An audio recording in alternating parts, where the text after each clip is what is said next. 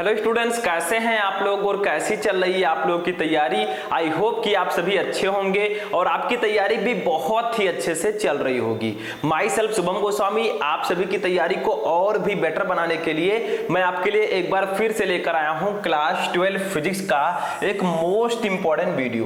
देखिए आज का ये वीडियो उन सभी स्टूडेंट्स के लिए इंपॉर्टेंट है जो 12th में है और जिनको 2023 बोर्ड एग्जाम देना है, क्योंकि इस वीडियो में मैं आपके लिए लेकर आया हूं क्लास 12 फिजिक्स के चैप्टर 8 जिसका नाम है वैद्युत चुंबकीय तरंगे। ठीक है, इलेक्ट्रोमैग्नेटिक वेव्स। इस चैप्टर से जितने भी मोस्ट इंपॉर्टेंट क्वेश्चन है जो आपके बोर्ड एग्जाम 2023 में आएंगे वो मैं आपको बताने वाला हूं। ठीक है, देखिए हर एक चैप्टर से बहुत सारे ऐसे क्वेश्चंस होते हैं जो आपके बोर्ड एग्जाम में आते हैं। तो इससे पहले मैंने 1 से लेकर 7 तक जो चैप्टर थे 1 2 3 4 5 6 7, ठीक है, उनके क्वेश्चन मैं आपको ऑलरेडी बता चुका हूं। चैप्टर वाइज हमारा सीरीज चल रहा है जिसमें आज बारी है चैप्टर 8 की जिसका नाम है वैद्युत चुंबकीय प्रेरण। ठीक है, इस चैप्टर से कौन कौन से बहुविकल्पीय यानी कि बहुविकल्पीय से विस्तृत उत्तरीय तक जितने भी इंपॉर्टेंट क्वेश्चन है वो सब कुछ मैं आपको बताऊंगा। पहले बहुविकल्पीय प्रश्न, फिर अतिलघु उत्तरीय प्रश्न, फिर लघु उत्तरीय प्रश्न और फिर विस्तृत उत्तरीय प्रश्न, वो भी आंसर के साथ। ठीक है, तो चलिए स्टार्ट करते हैं आज का ये इंटरेस्टिंग वीडियो स्टार्ट करने से पहले वीडियो को लाइक कर दीजिएगा,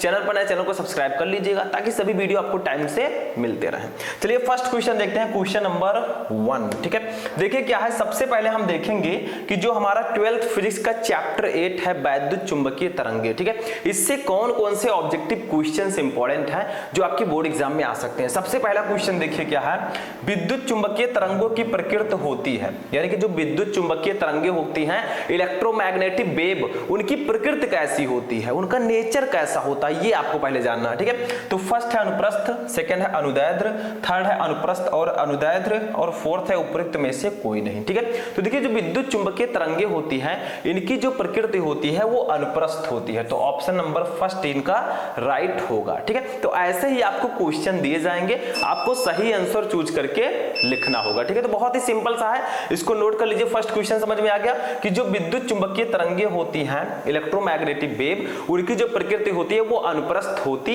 है। ठीक है, तो फर्स्ट क्वेश्चन समझ में आ गया। अब देखिए स्टूडेंट सेकंड क्वेश्चन क्या है हमारा, निम्नलिखित में से कौन विद्युत चुंबकीय तरंगे नहीं है। बताइए इन चारों में से कौन सी तरंग विद्युत चुंबकीय तरंग नहीं है। ठीक है, आपके पास 4 ऑप्शन है। फर्स्ट है गामा किरणें, सेकंड है यक्स किरणें, थर्ड है अवरक्त किरणें और फोर्थ है बीटा किरणें। ठीक है, तो इसका राइट आंसर होगा ऑप्शन नंबर 4 बीटा किरणें। देखिए जो बीटा किरणें होती हैं ये विद्युत चुंबकीय तरंगे नहीं होती हैं। This is not electromagnetic wave, ये विद्युत चुंबकीय तरंगे नहीं होती हैं। ठीक है, तो बीटा किरणें आपका राइट होगा। तो दोनों क्वेश्चन समझ में आ गए। चलिए थर्ड क्वेश्चन देखते हैं क्या है, एक एक को नोट करते हुए चलिएगा। क्वेश्चन नंबर 3 देखिए, विद्युत चुंबकीय तरंगे उत्पन्न होती हैं, यानी कि जो विद्युत चुंबकीय तरंगे होती हैं वो किसके द्वारा उत्पन्न होती हैं, वो कैसे जनरेट होती हैं। ठीक है, तो फर्स्ट है स्थिर आवेश द्वारा, सेकंड है नियत वेग से गतिशील आवेश द्वारा, थर्ड है त्वरित आवेश द्वारा और फोर्थ है आवेशहीन कण द्वारा। ठीक है, तो जो विद्युत चुंबकीय तरंगे होती हैं वो त्वरित आवेश द्वारा उत्पन्न होती हैं, तो थर्ड वाला ऑप्शन आपका राइट होगा। ठीक है, तो बहुत ही सिंपल से क्वेश्चन है, ऐसे ही ऑब्जेक्टिव क्वेश्चन आएंगे, सिर्फ आपको सही आंसर चूज करके लिखना होगा। ठीक है, कुछ करना नहीं है इसमें।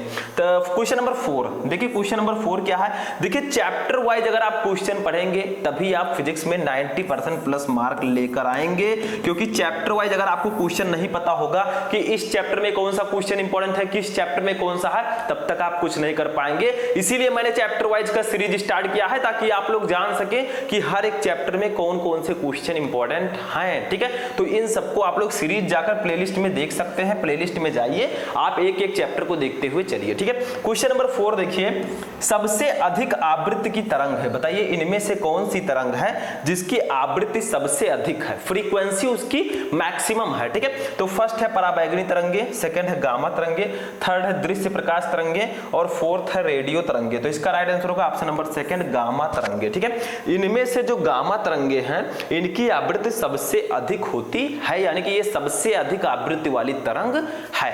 That's a very simple question, इसको भी नोट कर लीजिए, दोनों को नोट कीजिए। चलिए नेक्स्ट क्वेश्चन देखते हैं, क्वेश्चन नंबर 5। ठीक है, ध्यान से समझिएगा, मैं समझाता हूं आपको स्लो मोशन में, लेकिन वो आपके माइंड में जाता है फास्ट मोशन में, ठीक है। तो ध्यान से आप समझेंगे तभी आपके समझ में आएगा। जल्दबाजी में कोई काम आपको नहीं करना चाहिए, क्योंकि जल्दबाजी का काम शैतान का होता है, ठीक है। और आप तो इंसान हैं, यानी कि स्टूडेंट हैं, तो अच्छे से पढ़िए, ठीक है। क्वेश्चन नंबर 5, जब कोई तरंग किसी माध्यम में प्रवेश करती है तो परिवर्तन नहीं होता है। बताइए, जब कोई तरंग किसी माध्यम में प्रवेश करती है तो किसमें परिवर्तन नहीं होता? बताइए। फर्स्ट है तरंग की आवृत्ति का, सेकंड है तरंग दैर्ध्य का, थर्ड है तरंग के वेग का, फोर्थ है तरंग के आयाम का। तो देखिए, जब कोई तरंग किसी माध्यम में प्रवेश करती है तो तरंग की आवृत्ति में कोई परिवर्तन नहीं होता है, उसके फ्रीक्वेंसी में नो चेंजेस, यानी कि कोई परिवर्तन नहीं। तो आपका ऑप्शन नंबर फर्स्ट राइट हो जाएगा। तो इसमें कुछ है नहीं, सिर्फ आपको समझना है, कॉपी पेन लेकर बैठना है। जो क्वेश्चन मैं आपको बता रहा हूं, अगर आपने सब कुछ समझ लिया, समझ लीजिए नंबर आपका क्लियर, ठीक है, नो प्रॉब्लम। तो इसको नोट कर लीजिए। तो 5 ऐसे ऑब्जेक्टिव क्वेश्चन थे इस चैप्टर में जो आपके बोर्ड एग्जाम के लिए वेरी वेरी इंपॉर्टेंट थे। तो सबसे पहले इसको नोट कर लीजिए आप लोग, ठीक है। अब हम देखेंगे कौन कौन से अति लघुत्तरीय प्रश्न है इस चैप्टर में जो पूछे जा सकते हैं, ठीक है। तो सबसे पहले अब हम देखते हैं दूसरा जो हमारा पॉइंट है वो है अति लघुत्तरीय प्रश्न, ठीक है। 1 नंबर वाले भैया देखिए, इसमें क्या क्या है, बहुत ही सिंपल सा है। पहला क्वेश्चन ही न्यूमेरिकल आ गया, क्योंकि फिजिक्स जो है न्यूमेरिकल से मिलकर बना है, बिना न्यूमेरिकल की फिजिक्स अधूरा है, ठीक है। तो आपको न्यूमेरिकल भी तो पढ़ना पड़ेगा। तो देखिए, प्रगामित विद्युत चुंबकीय तरंग में चुंबकीय क्षेत्र का शिखर मान 1.5 × 10⁸ टेस्ला है। विद्युत क्षेत्र का शिखर मान ज्ञात कीजिए। आपको प्रकाश की चाल दी गई है c = 3 × 10⁸ मीटर प्रति सेकेंड। तो फॉर्मूले पर ये न्यूमेरिकल चुटकियों में लग जाएगा। कैसे? देखिए हमें दिया गया है चुंबकीय क्षेत्र का शिखर मान। तो देखिए, चुंबकीय क्षेत्र को हम b से डिनोट करते हैं, इसका शिखर मान है तो v0 लिख देंगे या v0, ठीक है। इसकी वैल्यू दी गई है 1.5 × 10⁻8 टेस्ला, ठीक है, टेस्ला नहीं टेस्ला। अब देखिए, आपको करना क्या है, हमें c भी दिया गया है। प्रकाश की चाल तो सभी को पता है कितना होता है, 3 × 10⁸ मीटर प्रति second, that's the speed of light, ठीक है, प्रकाश की चाल। हमें निकालना क्या है, ध्यान दीजिए, हमें निकालना है विद्युत क्षेत्र का शिखर मान। तो विद्युत क्षेत्र को हम E से डिनोट करते हैं, E0 लिख देंगे, इसका शिखर मान हमें निकालना है। कैसे निकालेंगे? तो चलिए हम साइड में निकालते हैं, ज्यादा बेटर रहेगा हमारे लिए ये, ठीक है। तो हमारा फॉर्मूला होता है किसका? विद्युत क्षेत्र का शिखर मान है, हमें निकालना है, ठीक है। तो इसका फॉर्मूला क्या होगा, इसको पहले समझिए, ठीक है। इसका फार्मूला हो जाएगा, देखिए ये दोनों हमें दिया गया, तो एक फार्मूला होता है V0 = मैं इससे लिख देता हूं दूसरे कलर से, V0 = होता है E0 अपान C, ठीक है। ये फार्मूला होता है V0, यानी कि चुंबकीय क्षेत्र का शिखर मान = विद्युत क्षेत्र का शिखर मान अपान प्रकाश की चाल, ठीक है। That's a formula. ऐसे इसी से हम निकाल लेंगे। अब आप लोग कहेंगे सर इसमें एक जो है हमें V0 तो दिया गया, तो देखिए हम इसको क्या लिख सकते हैं, देखिए इसको हम क्या लिख सकते हैं, हमें निकालना क्या है,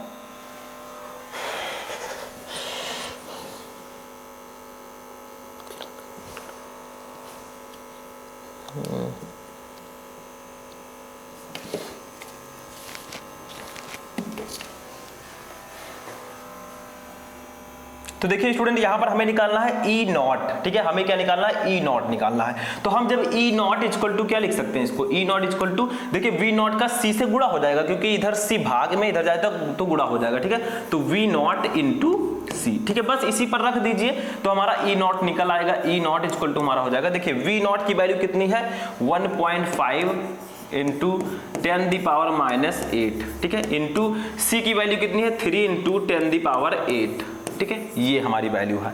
अब देखिए E0 = हमारा क्या आ गया, देखिए ध्यान दीजिए, 1.5 का 3 से गुणा होगा तो कितना हो जाएगा, 1.5 का 3 से तो हो जाएगा 4.5। आप गुणा करके देख सकते हैं, 15 × 45, ठीक है, 15 × 3 = 45, तो 4.5 हो जाएगा इंटू 10⁻8 है, ये 10⁸ है।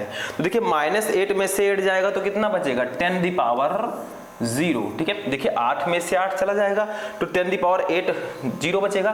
तो E0 = हमारा आ गया 4.5, ठीक है, क्योंकि 10 के पावर 0 है तो इसकी वैल्यू 1 हो जाएगी। किसी भी गिनती के ऊपर अगर 0 है उसके घात में तो उसकी वैल्यू 1 होगी। तो E0 = 4.5 वोल्ट प्रति मीटर, वोल्ट प्रति मीटर। ठीक है, तो ये हमारा आ गया विद्युत क्षेत्र का शिखर मान और यही हमारा आंसर हो जाएगा। इसको नोट कर लीजिए, ये हमारा आंसर हो जाएगा। That's a very simple answer. ठीक है, हमें कुछ करना नहीं है, यही फॉर्मूला लगा देना है, हमारा E not equal to 4.5 volt प्रति मीटर हो जाएगा। ठीक है, तो इसको नोट कर लीजिए, तब हम नेक्स्ट क्वेश्चन देखते हैं।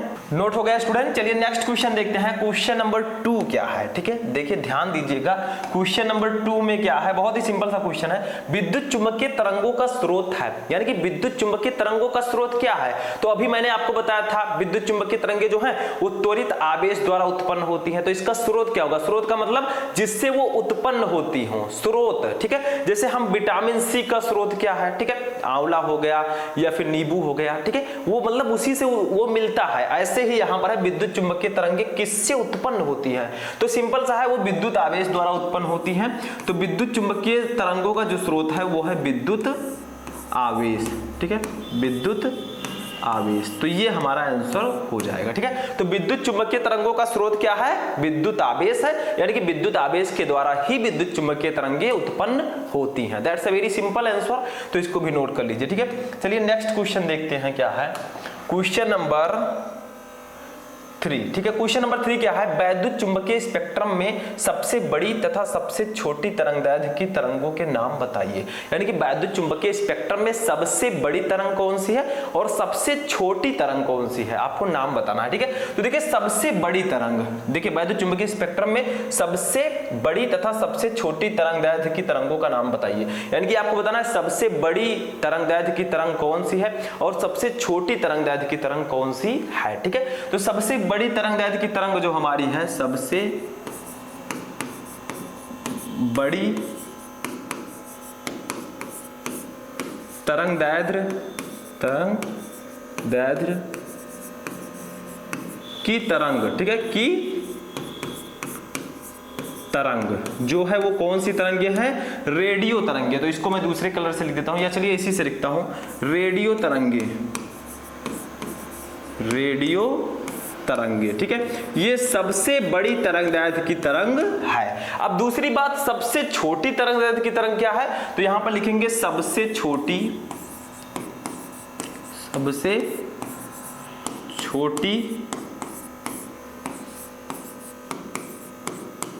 तरंगदैर्घ्य की तरंग। ठीक है, तो इसका नाम है गामा तरंगे, गामा तरंगे। ठीक है, ये सबसे छोटी तरंगदैर्घ्य की तरंग है। तो आपसे 2 क्वेश्चन किया गया था, वैद्युत चुंबकीय स्पेक्ट्रम में सबसे बड़ी तथा सबसे छोटी तरंगदैर्घ्य की तरंगों का नाम लिखिए। तो सबसे बड़ी तरंगदैर्घ्य की तरंग जो है वो रेडियो तरंगे हैं और सबसे छोटी तरंगदैर्घ्य की जो तरंग है वो गामा तरंगे हैं। यानी कि सबसे बड़ी जो वेवलेंथ होता है वो कौन सी तरंगे होती है? रेडियो तरंगे। और सबसे छोटी वेवलेंथ वाली तरंगे कौन सी होती हैं? गामा तरंगे। वेवलेंथ का मतलब तरंगदैर्घ्य। ठीक है, तो ये समझ में आ गया क्वेश्चन, इसको भी नोट कर लीजिए, तब हम नेक्स्ट क्वेश्चन देखते हैं। नोट हो गया स्टूडेंट, चलिए नेक्स्ट क्वेश्चन देखते हैं, क्वेश्चन नंबर 4। ठीक है, ये क्या है देखिए, अब ये तो बहुत ही सिंपल सा है। देखिए क्या है, एक्स किरणों के 2 प्रमुख गुण और उपयोग लिखिए। देखिए 2019 में ये आ चुका है और इस बार भी आ सकता है। ठीक है, कि एक्स किरणों के 2 प्रमुख उपयोग और 2 प्रमुख गुण और उपयोग लिखिए। तो सबसे पहले इसके गुण को देखते हैं, क्वालिटीज क्या है इसकी, प्रॉपर्टीज। तो एक्स किरणों के गुण कौन कौन से? देखिए एक्स किरणें वैद्युत चुंबकीय तरंगे हैं, सबसे पहला गुण। ठीक है, दूसरा ये अदृश्य होती है, यानी कि हमें दिखाई नहीं देती है, इनविजिबल होती है। ठीक है, और तीसरा देखिए इनका वेग प्रकाश के वेग के बराबर होता है, यानी एक्स किरणों का वेग जो है वो प्रकाश के वेग के बराबर होता है।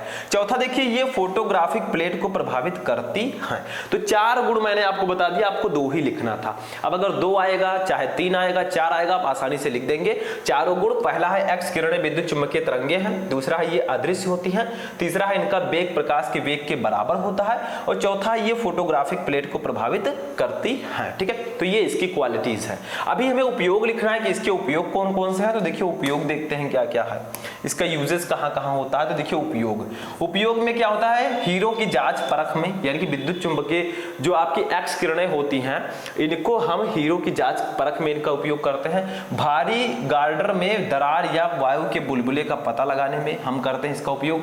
रेडियोग्राफी में करते हैं, शल्य चिकित्सा में करते हैं। यानी कि 4 तरह से हम इसका उपयोग करते हैं, और भी उपयोग हैं बट 4 यहां पर मैंने बता दिया। ठीक है, तो ये है एक्स किरणों के गुण और उसके उपयोग। ठीक है, तो यहां से आपको समझ में आया कि एक्स किरणों के 2 प्रमुख गुण और इसके उपयोग क्या क्या है। ठीक है, तो ये थे आपके मोस्ट इंपोर्टेंट कौन से क्वेश्चन, अति लघुत्तरीय प्रश्न। ये 4 क्वेश्चन मोस्ट इंपोर्टेंट हैं, इसको इस चैप्टर से पहले पढ़ लेना है, बहुत ही इंपॉर्टेंट है ये क्वेश्चन अति लघुत्तरीय प्रश्नों में। अब चलिए आगे बढ़ते हैं, देखते हैं इस चैप्टर से कौन कौन से लघुत्तरीय प्रश्न इंपॉर्टेंट हैं। ठीक है, तो लघुत्तरीय प्रश्न में क्या क्या इंपॉर्टेंट है। फर्स्ट देखिए विस्थापन धारा क्या है, इसका सूत्र लिखते हुए एम्पियर मैक्सवेल मैक्स परिपथीय नियम का सूत्र लिखिए। यानी कि आपसे कहा गया है कि विस्थापन धारा क्या है। ठीक है, इसका सूत्र लिखिए और एम्पियर मैक्सवेल जो एम्पियर मैक्सवेल परिपथीय नियम है उसका सूत्र भी आपको लिखना है। ये लघुत्तरीय प्रश्नों में क्वेश्चन आता है 2 से 3 से 4 नंबर में, तो ये बहुत इंपॉर्टेंट है। ठीक है, इसको VVI कर दीजिए, इसका आंसर मैं बहुत जल्द लेकर आऊंगा, इसको पढ़ लीजिएगा। ठीक है, आगे मैं बताऊंगा आपको आंसर। अब देखिए इसमें लघुत्तरीय में जो 3 नंबर वाले क्वेश्चन आते हैं वो कौन से हैं, देखिए विद्युत चुंबकीय तरंगों के स्पेक्ट्रम को आवृत्ति के बढ़ते हुए क्रम में लिखिए। इस स्पेक्ट्रम के विभिन्न क्षेत्रों की उपयोगिता की अत्यंत संक्षेप में विवेचना कीजिए। ठीक है, ये लघुत्तरीय प्रश्नों में ये क्वेश्चन भी बहुत ज्यादा इंपॉर्टेंट है, तो इसको नोट कर लीजिएगा। देखिए इस चैप्टर से जो बहुविकल्पीय प्रश्न आने के चांसेज हैं वो 90% है, क्योंकि इससे बहुविकल्पीय प्रश्न आते ही आते हैं एक ना एक क्वेश्चन। ठीक है, तो इसको पढ़ लीजिएगा। बाकी देखिए इससे विस्तृत उत्तरीय प्रश्न आने के चांसेज बहुत कम है। लघुत्तरीय प्रश्न भी आते हैं लेकिन कम मात्रा में आते हैं। ठीक है, इसमें से अति लघुत्तरीय प्रश्न और बहुविकल्पीय प्रश्न बहुत ज्यादा आते हैं, तो उसको आप लोग तैयार कर लीजिएगा। नेक्स्ट क्वेश्चन देखिए, क्वेश्चन नंबर, अब विस्तृत उत्तरीय पर आते हैं। विस्तृत उत्तरीय में इसमें एक ही क्वेश्चन इंपॉर्टेंट है जो आपके सामने दिख रहा है। ठीक है, यही क्वेश्चन सिर्फ इंपॉर्टेंट है। देखिए क्या है 5 नंबर में, मैक्सवेल के विद्युत चुंबकीय तरंग सिद्धांत की व्याख्या कीजिए। या इस प्रकार से भी क्वेश्चन आ सकता है कि विद्युत चुंबकीय तरंगे क्या है। ठीक है, तो यही इकलौता ऐसा क्वेश्चन है इस चैप्टर में जो लॉन्ग क्वेश्चन यानी कि दीर्घ उत्तरीय प्रश्न या विस्तृत उत्तरीय प्रश्न में इंपॉर्टेंट है। ठीक है, 5 नंबर वाले में यही एक क्वेश्चन है जो ज्यादा इंपॉर्टेंट है। ठीक है, तो इसको भी आप लोग पढ़कर जाइएगा। तो आज के इस वीडियो में इस सेक्शन में मैंने आपको बताया कि जो आपका चैप्टर 8 है फिजिक्स का विद्युत चुंबकीय तरंगे। ठीक है, इस चैप्टर से कौन कौन से क्वेश्चन इंपॉर्टेंट है पूरे चैप्टर से मैंने बता दिया। अब आप लोग कहेंगे सर लघुत्तरीय का आंसर बताइए, तो बहुत जल्द मैं लेकर आऊंगा, लेकिन मैं तभी लेकर आऊंगा जब आप इस वीडियो को अच्छा रिस्पॉन्स देंगे, वीडियो को लाइक करेंगे, चैनल को सब्सक्राइब करेंगे, तो मैं आपके लिए आंसर भी लेकर आऊंगा। ठीक है, तो कैसा लगा आपको आज का ये इंटरेस्टिंग वीडियो कमेंट बॉक्स में बताएं। हम मिलेंगे किसी नेक्स्ट वीडियो में नेक्स्ट टॉपिक के साथ, तब तक के लिए जय हिंद।